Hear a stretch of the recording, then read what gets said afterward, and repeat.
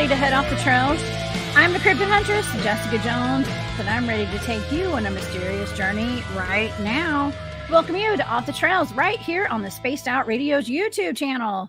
If you guys haven't hit subscribe yet, please do. We would love to have you. And shout out to Bubba for that awesome intro music. Gotta love that too. Awesome. You guys can follow us on Twitter at Spaced Out Radio, on Instagram at Spaced Out Radio Show, and on TikTok at Spaced Out Radio. You guys can find me at thecryptidhuntress.com. All of my shows are there. And also I have an amazing YouTube channel. That's the Cryptid Huntress over there on YouTube. You guys, I'm about to hit 4,000 subscribers. I only need like 5 more today. So if you haven't subscribed to my YouTube channel, please go over there tonight and subscribe to the Cryptid Huntress. It is another milestone in my life. These things are adding up, y'all. I love it. Thank y'all for all your support. I really do appreciate it. Also, if you guys would like to contribute or I want to say contribute. If you guys want to support what I do here, I have a Patreon. That's the Cryptid Huntress over there on Patreon. And also my shop is War Woman Goods. You guys can find that information down there on the ticker. It's moving and grooving down there at the bottom of the screen tonight. And I want to thank everybody for your continued support. You guys are the best. Okay, so we have another fantastic guest here at Spaced Out Radio tonight. I have my friend, Long Island Bigfoot Mike, here in the studio with me tonight. Don't forget that right after this show concludes tonight, Marquise has a fantastic show, a great program set up for us with After Hours. So go there immediately after my show tonight. Okay, so all right, y'all, let's get to my guest tonight. And well, before I get to my guest, I do want to send my condolences out to the Carpenter family. The Bigfooting community lost a great guy today. His name's Scott Carpenter, and I never had the pleasure of meeting him or doing work with him, but I know a lot of people have, and he's a very well-known name in the community. So I just wanted to recognize Scott Carpenter tonight on the show. Okay. All right, y'all. Let's get to our guest tonight, because Long Island Bigfoot Mike is here, and I might be doing some Bigfooting with him soon at some point here up in New York, and I can't wait. So we're going to talk about that a little bit tonight. Okay, Long Island Bigfoot Mike grew up in Long Island, New York, and has always been intrigued by wildlife, oceanic creatures, and dinosaurs. These interests were the foundation which propelled Mike's research and curiosity for cryptids later in life. Between 2007 and 2011, Mike served in the Army and spent a year in Afghanistan. While the impact of what he experienced is something he works on healing every day, searching for Bigfoot brings Mike peace and relief from the effects of PTSD. Walking through a primary stretch of forest paramount to his research known as Bubba's house, he became familiar with his surroundings for 5 years before he began documenting any activity. He's documented via video and photography his interactions with Bigfoot and their families. Mike has also observed other entities and anomalies in the woods of Long Island and the Catskill Mountains. He enjoys and has much respect for being put in the position of Sasquatch to connect with other people, with us together. Okay, and we're going to talk about all that tonight. I can't wait. Please help me welcome to Spaced Out Radio tonight, my friend, Long Island Bigfoot Mike. What's up, Mike? Hey, Jess. Hey, thanks for being here tonight. Well, thanks for having me. Thank you. Yeah, you are an active researcher, boots on the ground, man. You're out there. I don't know how you put that bio together, but that's well done. I couldn't even come up with that. But I mean, thank you. Yeah. I do my best. It's impressive, Mike. You are an impressive guy, and seriously, an impressive researcher, because you're out there all the time and you document so well all of your adventures on your YouTube channel, Long Island Bigfoot. So yeah, well, it's not for everybody, because I'm not good at like the editing part of stuff. You know what I mean? So like, but it's raw and uncut. I just kind of film, front to back, whatever I do. So yeah. Yes, Danny says you, Danny. that you were featured on Paranormal Caught on Camera. Oh my gosh. Okay, before we get started tonight, tell us about that. How did you get on Paranormal? I forgot all about that. Yeah, so it was like they came to me like a year ago, and it was like old footage, you know what I mean? It was, but everybody seems to love that footage. To me, it's like, old and outdated, and like I live streamed it because I saw something, a big guy. It was different than the one I filmed, but I saw a big guy and I automatically went live, and I was like just talking about it and like not necessarily imagining I was going to catch it again, and I did, and that's what they wanted to use. So that was like at the beginning of season 5 on Paranormal Caught on Camera, and yeah, so basically I was just waiting and waiting and waiting, and season 5 ended, I guess, and then they started off season 6 with mine, and they actually called it after named it. They always like name it after one of the videos that they share, which I thought was kind of cool. So you know, it was good. Like a lot, like most of the people on there, sometimes they're like back and forth. So most of them are really fun. The last guy was hilarious. Like he said something like, "Yeah, I don't know, maybe like there was some guy in the 70s had like a baby Bigfoot in his basement and like it escaped or what." I don't know what he said, but it had me laughing. Like my son is young and he was laughing so hard. He's like, "Is that how it got there?" I was like, "No, buddy, no." Oh my gosh. Well, hey, just being recognized. I mean, having your work out there and just having it's not even work really. Like it's like adventures and it's fun. Yeah, right. To me, it is. I don't know about you, but for people to recognize about it. Yeah, it's the best part about it is if you know, I always tell people, if you don't love it, it won't love you back. Like, you know, you get bit by bugs, you get sunburn, you get poison ivy, you get cuts, you bruise, you sweat, you spend money, like whatever, you know what I mean?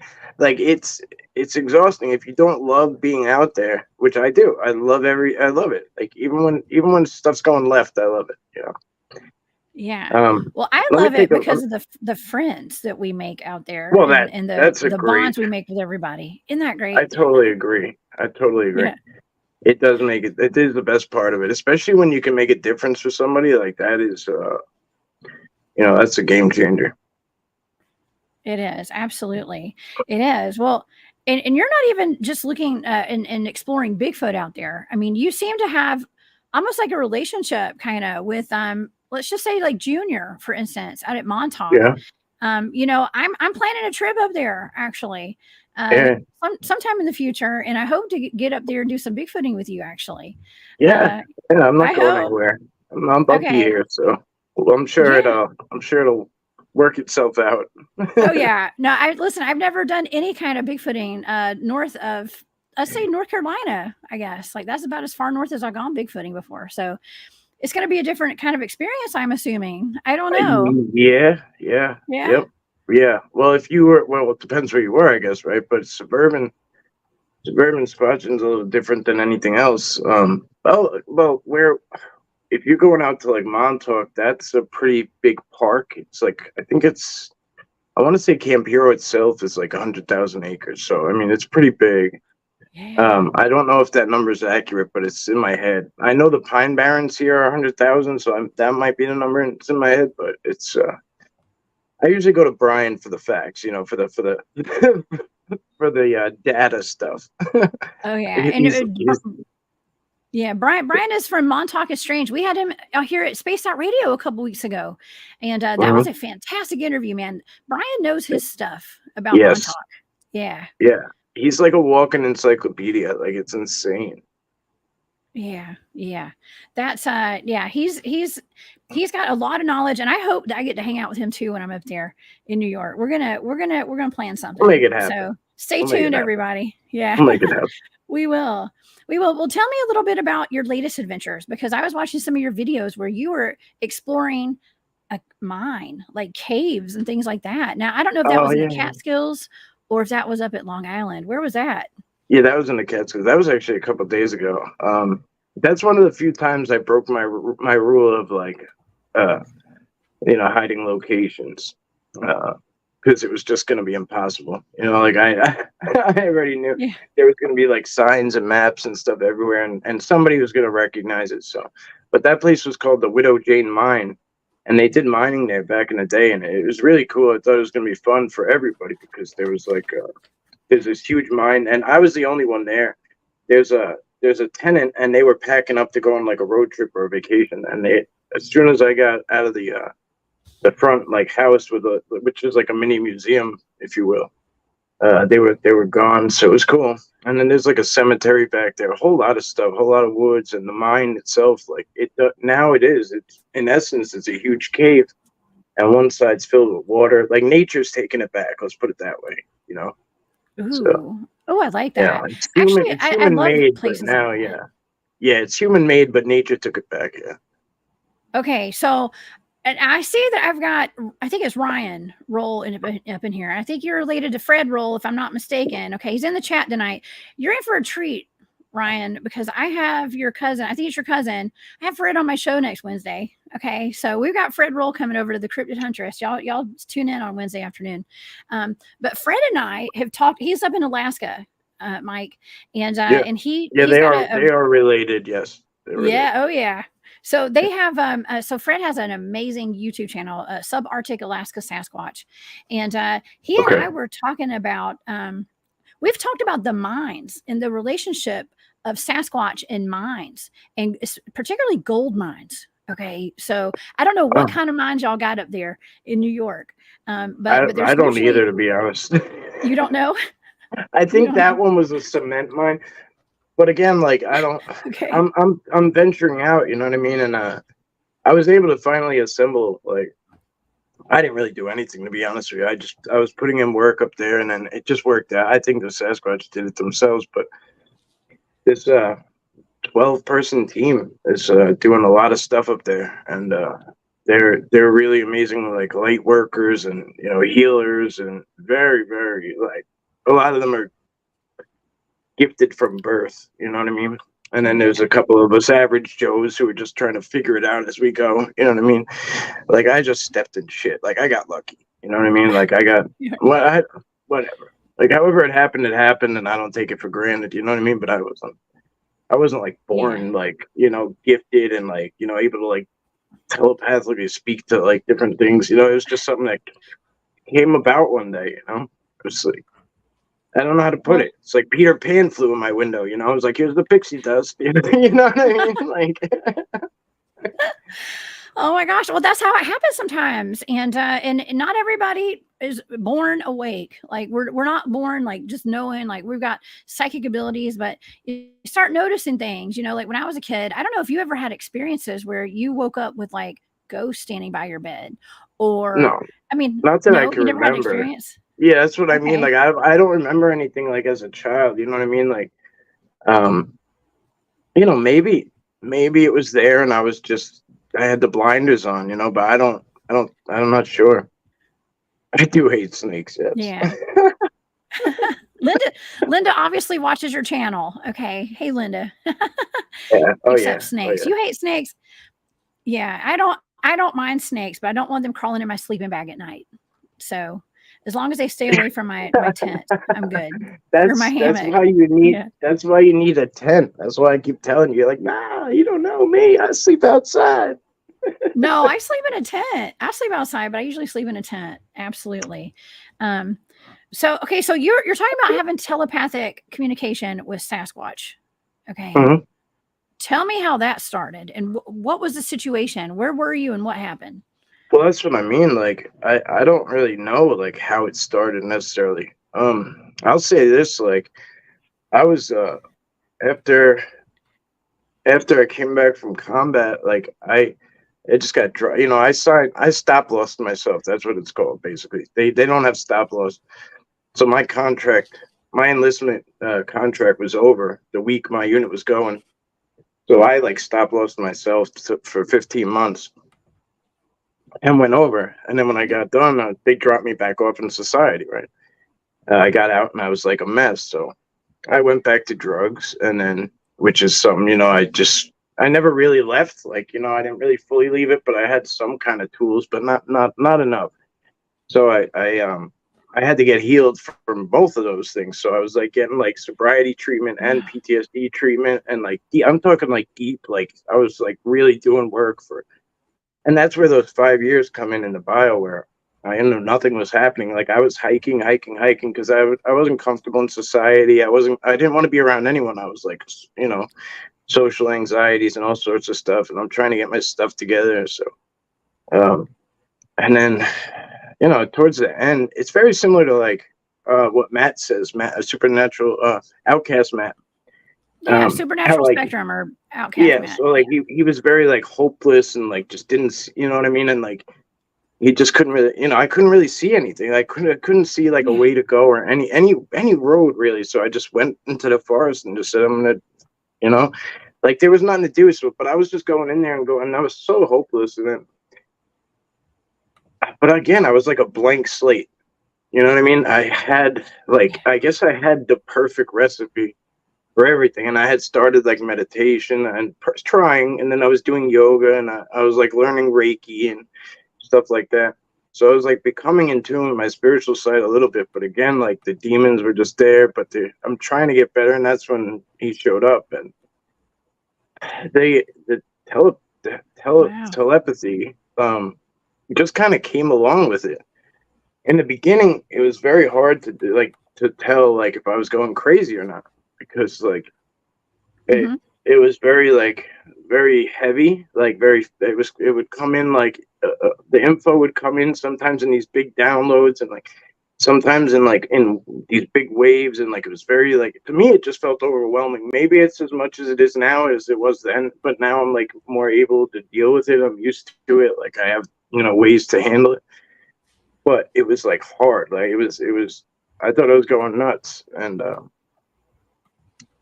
but anyway, yeah, it was great. But I had a lot of people around me that some bad, some good. You have to weed through who's who.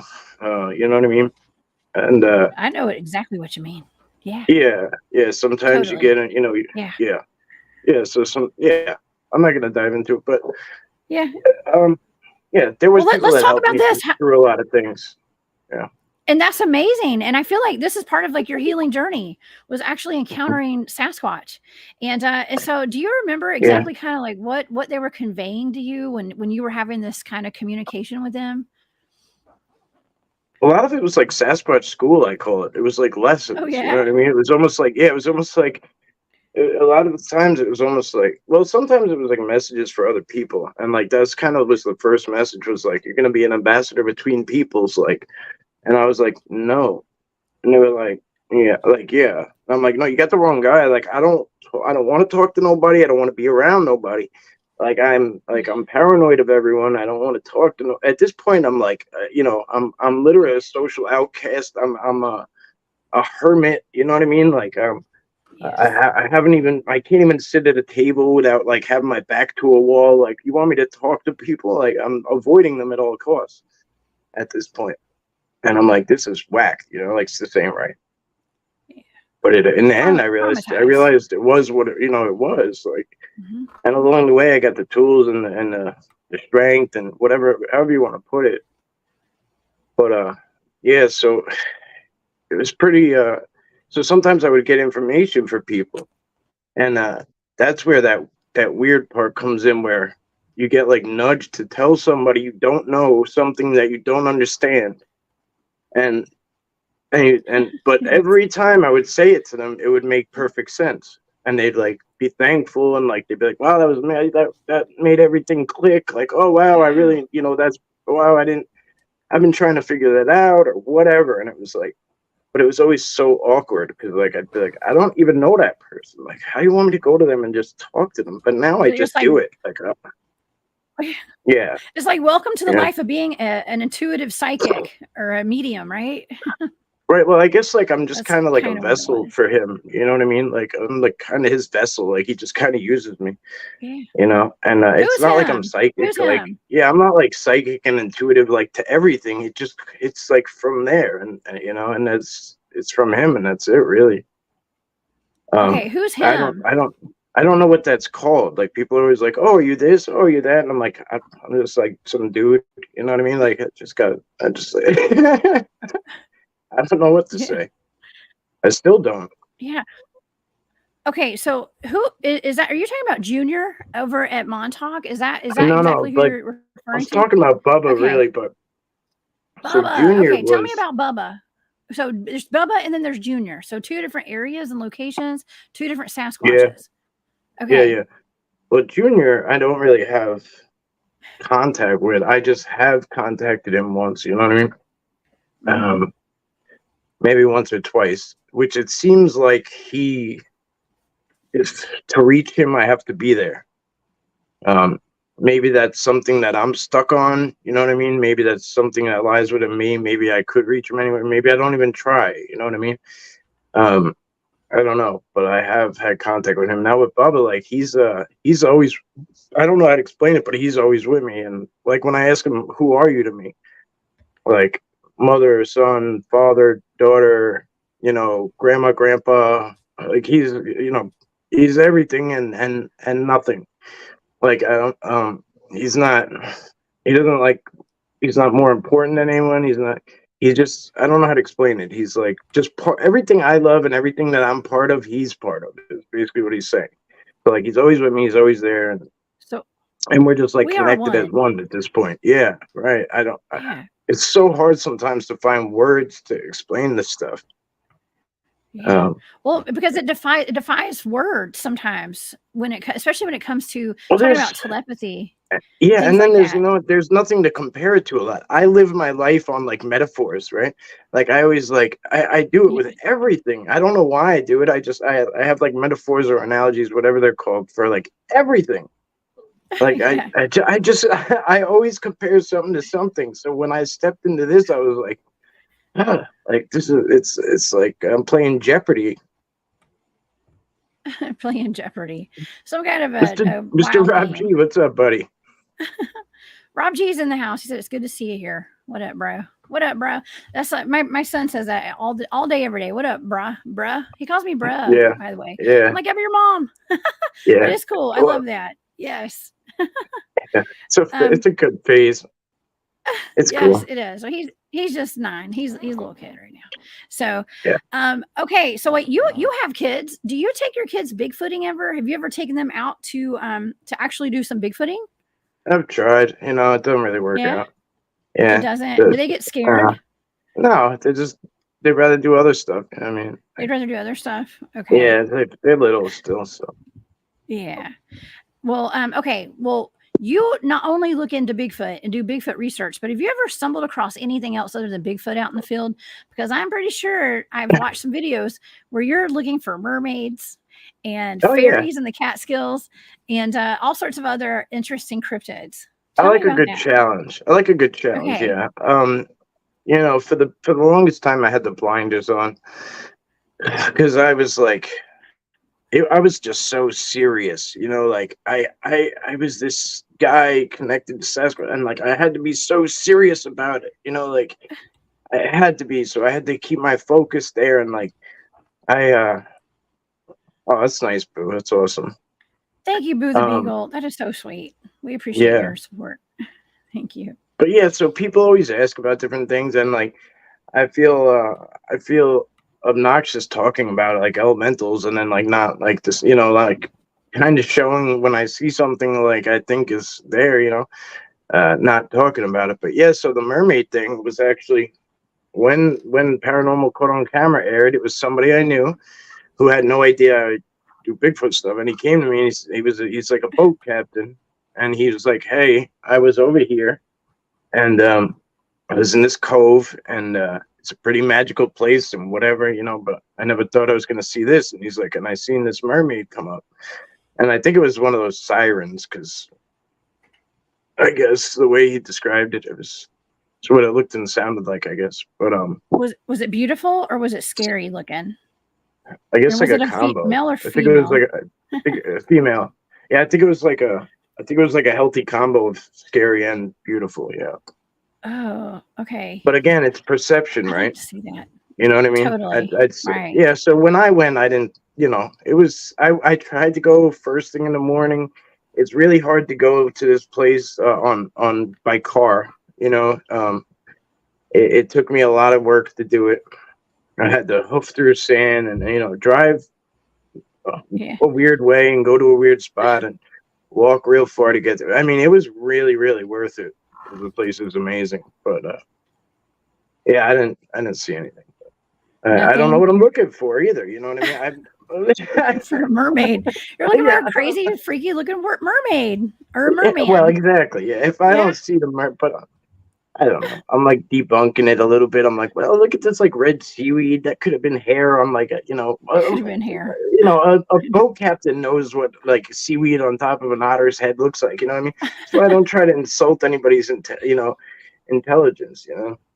They're not going Yeah. to come out and be like, I seen a mermaid. Like if it was just a seal.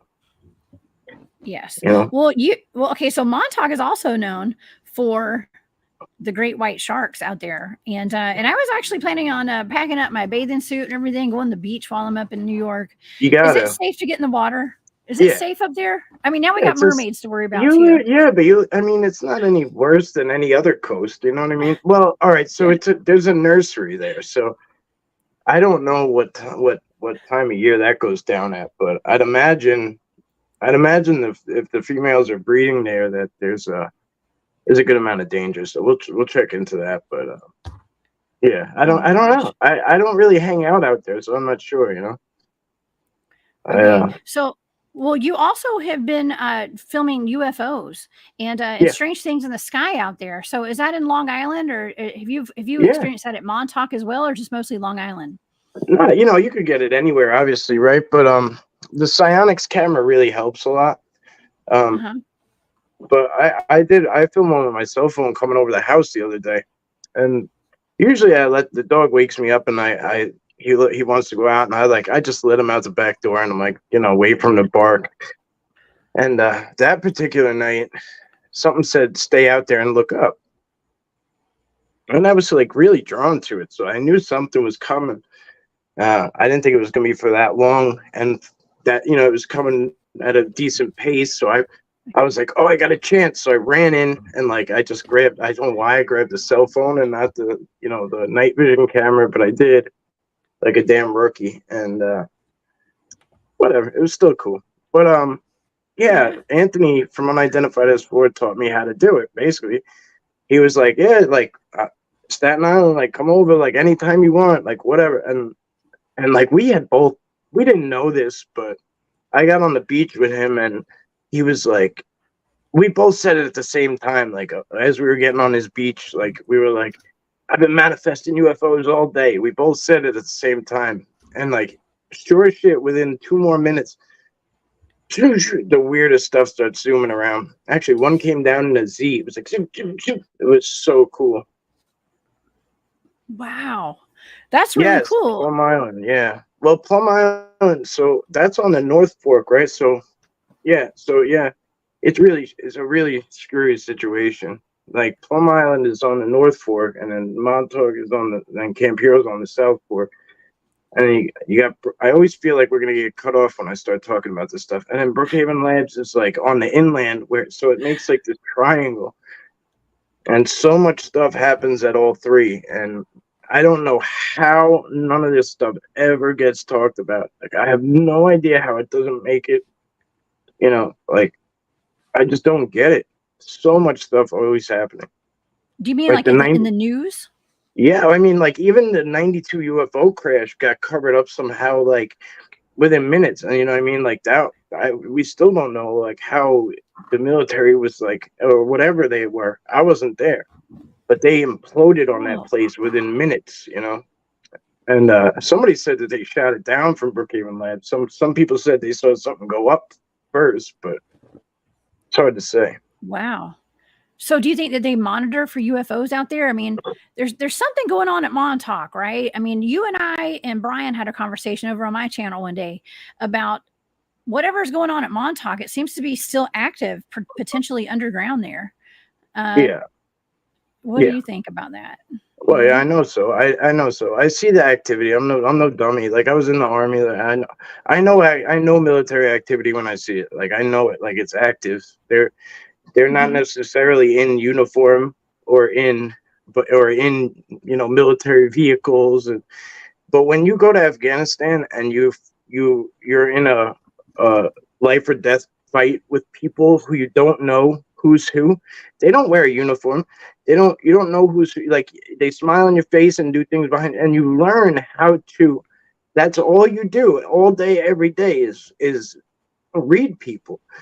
And so like Yeah. it doesn't just go away, you know what I mean? And the hypervigilance and stuff. So you see it, it's almost like you just take things in all day and then you just put out what you dump out what you don't need, you know, which is not that it's Yeah. important, right? It's not important, but when I'm out there, I notice these things and I'm like, this just ain't right.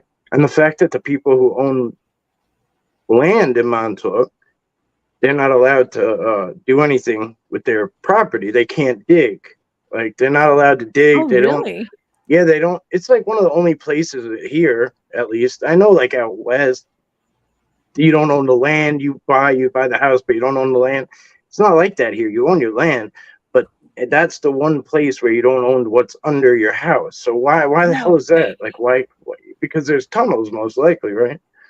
Wow, I didn't know that. So you can't dig for a well Wait, you or got to wait when you come and you sit with Brian and you see yeah. this stuff he has. That's why I can't like. I want him to make books or like at least just sit down and do a live stream, just flip through his pages or something because it's mind blowing stuff. He's gone through so much effort to go and get like deeds and different things, like save newspaper articles, save official paperwork, all sorts of stuff. But Wow. it's yeah, I can't wait to come up there and hang out and see what it's really like and feel the energy up there. It's gonna be really yeah. cool. It's not Yeah, what people think. it's not. Okay, Big Daddy's in the chat.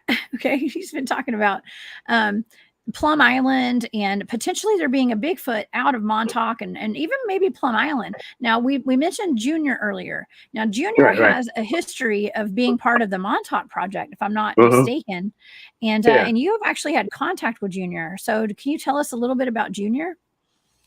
I don't know. I don't. The other guys are very connected to Camp Hero. As you know, you talk to some people all the time that are very connected to the Montauk project, right? So the guys I go with, they're very into it. Brian's into it in general. Mhm. DHP's very into it for different reasons. He's very connected to it, like some of the other guys, for different reasons. I'm just a guy, cryptid guy, whatever, and we're all friends. So I would go Right.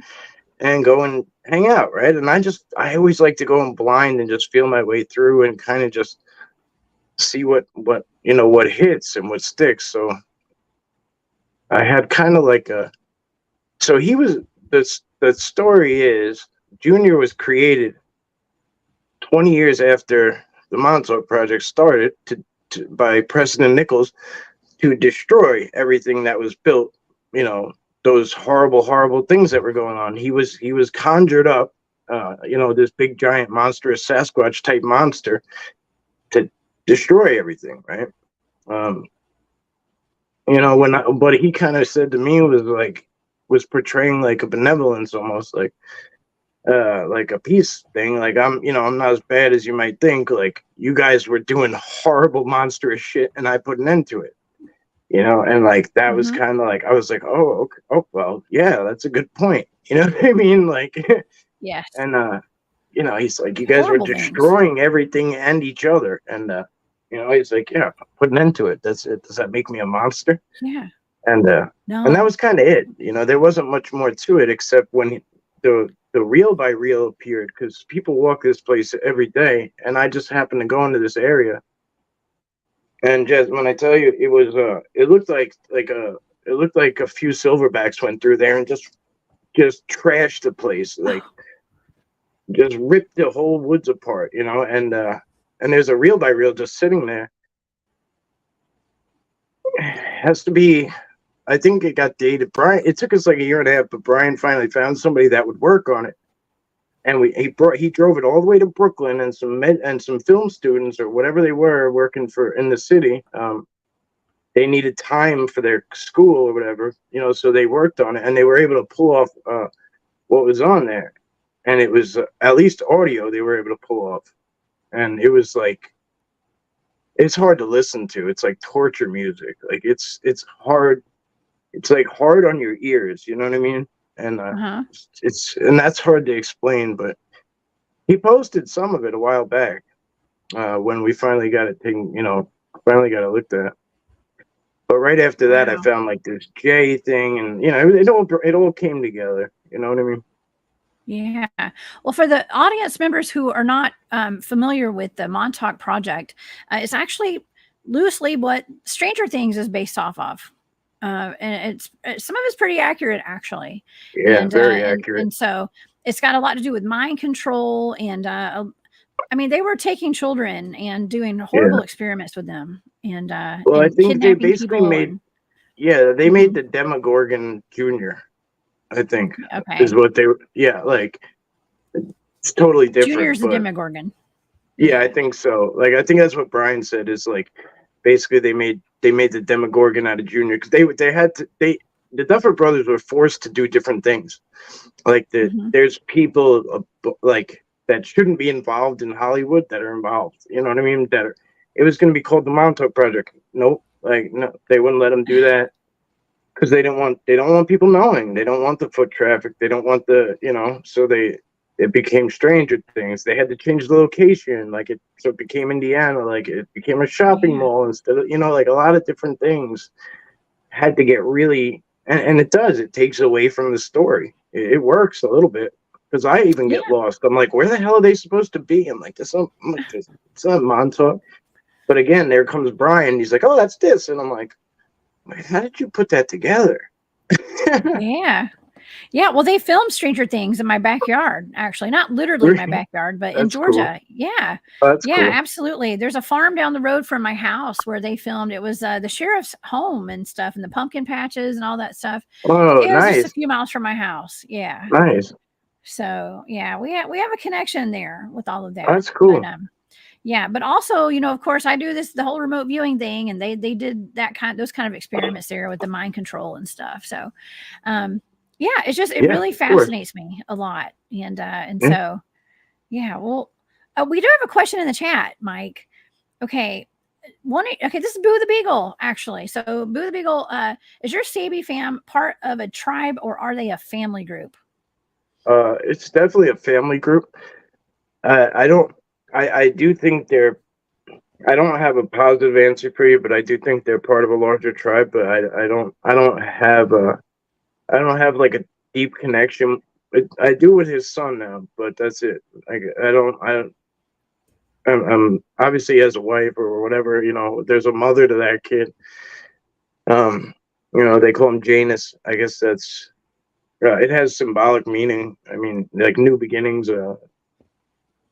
Whatever. There's a lot to it. When I tried to look it up, I was like floored by what it meant. But yeah, so Wow. that's, Okay. Well, you also mentioned that you do a lot of your exploring in the Pine Barrens. Now, I've heard about the Pine Barrens before. Okay, and I know the Barrens are huge, but well, that's when I was Jersey. that's Jersey Jersey though, Pine right? Barrens. Okay, Jersey Pine Barrens that's is what I was like about to say. where everybody's mind goes to Okay, because of the Jersey Devil and the like Jersey that stuff. Devil. Yeah, That's so right. that's That's where what I was gonna everyone's say. mind goes to. But we have the same Pine Barrens here. They're just, Okay, they're not the same. It's just a whole different spot. it's not the But yeah, it's same. like Okay. yeah, it's 100,000 acres of yeah. Thanks, Steve. Yeah, it's hard to explain to people how you get stuff in your backyard, but Yes. I don't fully understand it either. If you ask me to put it into words, it's like I don't know how to explain it to you. But they're there. Yeah.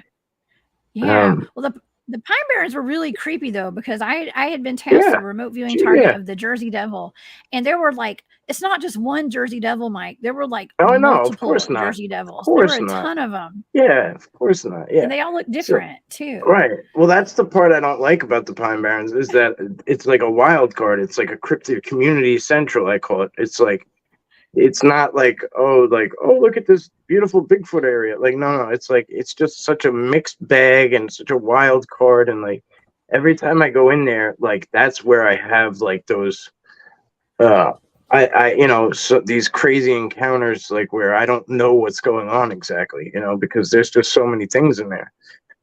And I don't know what to chalk that up to, but Well, Glenn has a question. I know we're probably kind of covering it right now when we're talking about the Pine Barrens. What is the terrain like there? Is there much forest cover? Because when people think it's of New York, they're not thinking of a lot of forest. For people like me, we're thinking of the big city of New York, I know, New York I know, City. I know, I get Yeah, it all the time. I know you So do. Um, I live in Suffolk County, Long Island, so it's. I mean, you can zoom in on on your phone if you want, right, and look at it. There's state parks everywhere. There's preserves everywhere. There's county parks everywhere. There's beach, bluff, forest everywhere. The Pine Barrens are 100,000 acres. Camp Hero's big, right? But whatever, it doesn't matter. There's so many wooded areas everywhere. It's very a lot of it's tied in with overpopulated areas. So like people think that it's just it's not there anymore, or it's not there in general, right? But honestly, I think it's just it is New York. Don't get me wrong, right? It's like a New York mentality. It's the same thing. It's a rat race. It's everybody's on the move, move, move. But yeah, it's just kind of your average, like, I don't know. I don't know what it is. Like, it's just where I live. I don't know, but it's a very wooded area. Yeah, I'm used to it though. Everyone I talk to thinks it's the city, but it's just I don't know. You'll see when you get it's here. The it's hard woods. to, yeah, It's the woods. Hey, I'm gonna take a bunch of pictures, and hopefully I get to hang out with you and do some bigfooting, like I said. And so where those caves? Those were at the Catskills, or where'd you say those were? And do you have caves over at Montauk too? Well, that's the thing, right? So yeah, they were in the Catskills. Yeah, so that's the thing. Okay. When you see the bluffs, you'll know what I mean. When I say I don't think they're real, I think they're artificially made, because our bluffs. You see bluffs all Long Island your whole entire life. Every bluff looks the same, except at Camp Hero. It looks different. It looks totally different, and there's like rebar coming out of it and stuff like that, and like steel pipe and all sorts of crap like that. To me, it looks like it's been created almost, So I think there's an underground. It's covering something up, Yeah. Where do you think that Bigfoots go when they're not out and about? Do they go and sleep in a cave somewhere, or what do you think? I think they go. I think they're interdimensional. You know what I mean? They're right there, but they're not right there. You know what I mean? That's how they get here. Like it's not. They're not. That's why I always say they didn't take the bus here. They didn't hop my neighbor's fence. You know what I mean? And I think they hang out in my yard because the guy behind me has this huge pond, and I mean he's got koi and turtles and all sorts of crap, and I mean, and he's got this big huge electric fence, like it's like a 4-foot electric fence, and then it's surrounded by like this huge bamboo forest. Like he has bamboo all around his pond. And so when I go up on my deck, I stare at it too. I just find myself like staring at it, because it's just enchanting. So yeah, bamboo is pretty invasive, man. I love bamboo; it's beautiful, but you plant some and it grows forever. It's a great fence. If you don't have a fence put up, it's a great barrier for your neighbors. It punches a hole through our fence. It's not even near our fence, and it grows down like sideways, and it's grown under, and it's actually punched through the fence. It's actually grown through it to the point where it just said, "I'm gonna keep going." Yeah, Glenn says that most people don't realize Long Island is about 120 miles long. I didn't even know that till recently. So I keep getting that question. Yeah, I keep getting that question because, like, yeah, eventually, when people are actually interested, they don't just write it off like, oh, well, that's Long Island, that's the city. Like I probably lose 90% of people to that shit. But for the people who do actually look into it, they always ask me. They're like, or actually are interested. They'll say, "Oh, how big is it?" And I'm like, I don't know.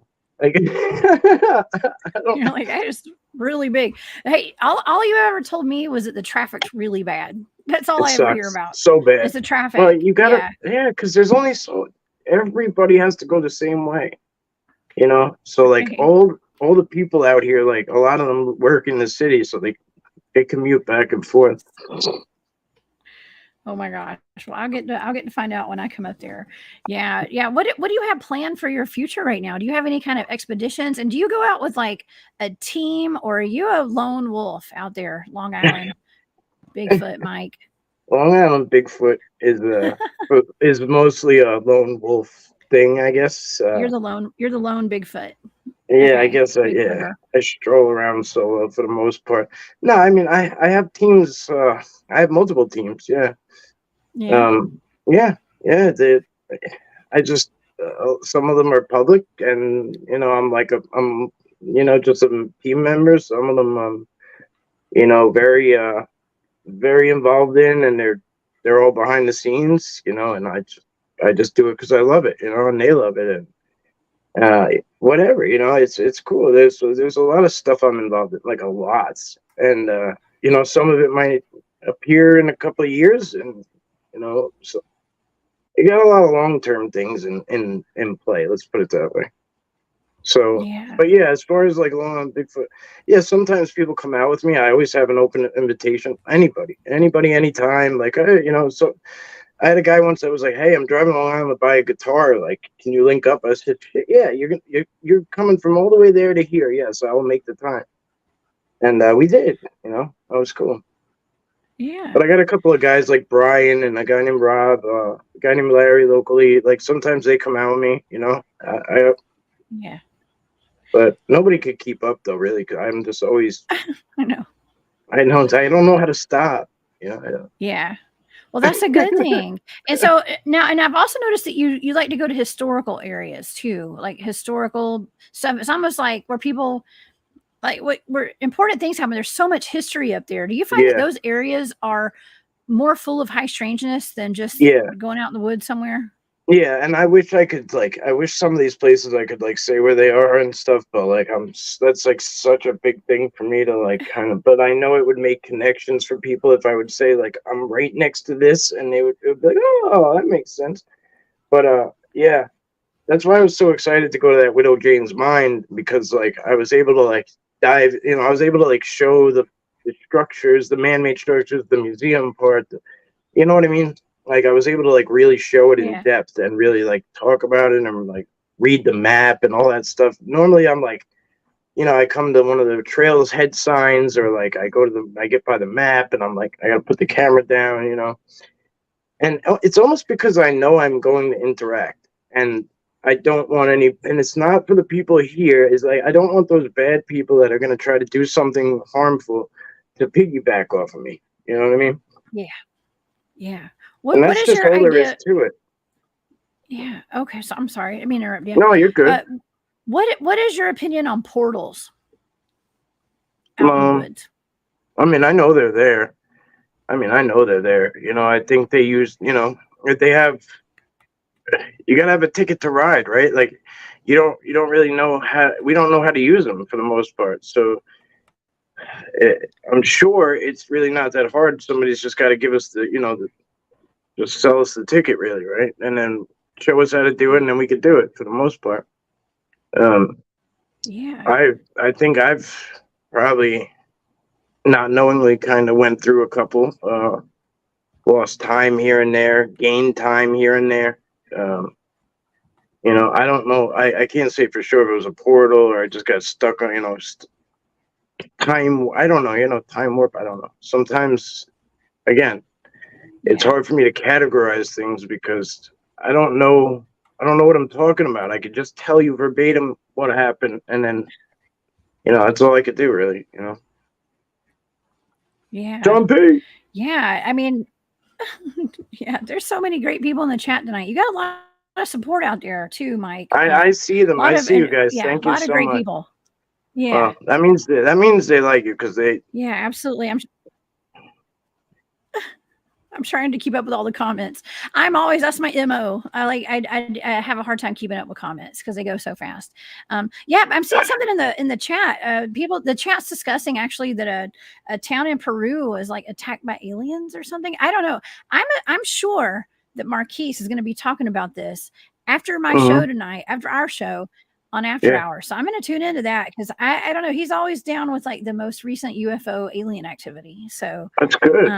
I'm really interested in this. Yeah, I know. How do you feel about like all of the recent UFO sightings and UFO reports, and the fact that Congress they had a hearing where they admitted to there being non-human bodies recovered from spacecraft, crashed UFOs and stuff like that? Have you paid attention to all that stuff, and what do you think about it? Yeah, I mean, it benefits them somehow. That's all I can tell you. It benefits them somehow, or else they wouldn't do it. There's our government, you mean? Is that what you mean? Yes, yeah. there's some kind of long-term play here, you know, but whatever, good. It's a win. It's a win. It's a win for UFO community. I mean, and alien community, Yeah. whatever, right? Contactees, abductees who have been crapped on their whole entire life, right? It's a win for everybody involved. Yeah. Everyone who said I saw a UFO and their family laughed at them, and you know, it's a win for everybody involved. You know, it is. It's a beautiful thing, honestly. But it Yeah. sucks that it sucks that that's what it takes for a lot of people to. There was a comedian, and I just watched him. It just came on right before I came on, and he was like Oh, yeah. talking to his crowd, and he was like, "What do you guys think about the aliens?" And them telling us I have aliens and that there's aliens here and this and that, and nobody says anything. He says, "This concerns me that none of you even care, and most of you don't even know what I'm talking about." And he's like, you guys should all be out building bunkers right now, not sitting in a comedy club. Well, hey, I think that people knew, and it was more public about Bigfoot being real and Dogman and aliens and all this. I mean, if people only knew, if like the general public only knew what's really out there, Mike, Well, I think that yeah. I don't know. What do you think would happen? Do you think that we'd have like total I'd chaos and panic? I don't know. I'd have a lot more state parks to myself. That'd be nice. But, right. There'd be a lot more open campgrounds. There would be. I know. What is it like up there? Do people really do they go camping a lot? Or is there a lot of outdoor activity? Yeah, as soon as summer, yeah, it's like all winter I have everything to myself. As soon as it gets a little bit of warm, everything's full. Yeah. Yeah, same here. Yeah. Well, I'm down here in the South. Let me tell you, it is hot, hot, hot and humid right now. Okay. And I'm sweaty right now, just sitting in the air conditioning. Okay. I know. Well, I got my air conditioner in my truck fixed finally. So like I'm like balling right now. Like I have this like little bit of air spitting out and I'm like going everywhere again. And I'm like, yeah. Because it was killing me. Like it's one thing to go in the woods and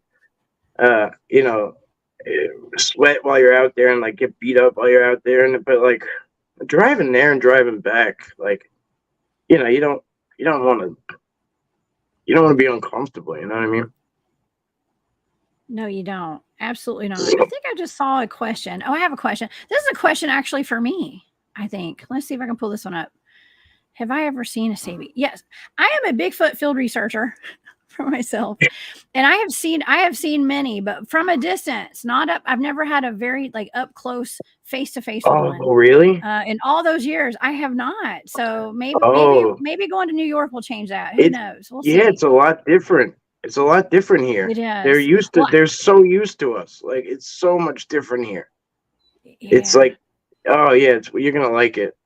Yeah, I've had up close personal encounters with aliens, ETs, a couple of at least three different ETs, and ghosts and all that stuff. But your resume is stacked. It's wild. It's wild, Mike.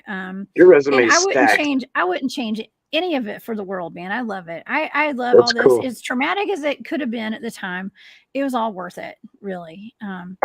We're still here, right? It's fascinating. That's right. The way I look at it is like, like even if it's not something scary, like, and we get scared of it in the moment, or like whatever, like they catch us off guard.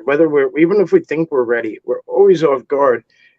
And the way I look at it, anyway, is like I feel inferior. Everything I've come across, as far as like strength wise, like I feel inferior to it. Like it could have took me out in a half of a heartbeat, and it didn't. So. Yes.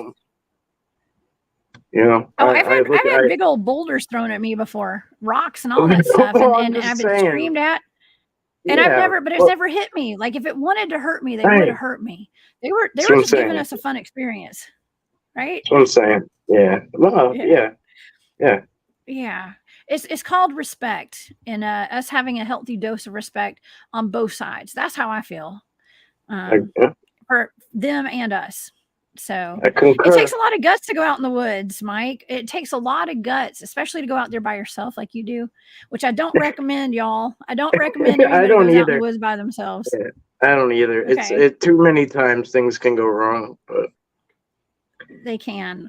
Well, you take care of yourself. You are a veteran. You have been in combat. You are fully capable of protecting yourself out there. And I know that. And you have good intentions and a good heart. And I appreciate that. And I know that the Bigfoots out there appreciate it too. So Yeah. I don't know. It's always so fun talking to you, Mike. This hour has flown by. I don't even know what just happened. It's over. It was a flash. That's right. What happened? We just went through a portal, and we just came out the other side. It was really fast. Yeah. It always goes quick. Absolutely. Mike, tell everybody where they can find your YouTube channel and your social media. Yeah, I just really use the YouTube, I guess, Long Island Bigfoot. Yeah, that's it really. But anybody could reach me at, I have an email put up now, Long Island Bigfoot, I think at Gmail. I think that's what it is. I think it's all lowercase, whatever. But you can reach me. I'm pretty easy to find. So. Okay. Yes. It's a Long Island Bigfoot, everybody. And yeah, Brown Dwarf he has it in the chat. There's links out here in the chat. So y'all be sure to go subscribe to Long Island Bigfoot. I'm sure most of my chat's already subscribed to your channel, but if not, y'all go do it. And Mike, I hope to see you soon. We got some Bigfooting to do. Okay. So until I see you again, thank you so much for being my guest tonight. And thank you. I will see you. I'll see you soon. I'll be in touch. Okay. All right. Sounds good. See you, Mike. Okay. Bye. All right, y'all. That was amazing. I just love Long Island Bigfoot Mike. Don't forget that right after the show is over tonight, Marquise has a fantastic show set up for us at After Hours. Now, tomorrow night, I have Tommy Cullum here. He's with Let's Get Freaky podcast. He has a fantastic podcast. He's straight out of the UK. So I've got one of my UK brothers coming on tomorrow. And we're going to be talking about cryptids in the UK and all his UFO and haunted house encounters and cryptid encounters over there in the UK. It's going to knock our socks off. I know it.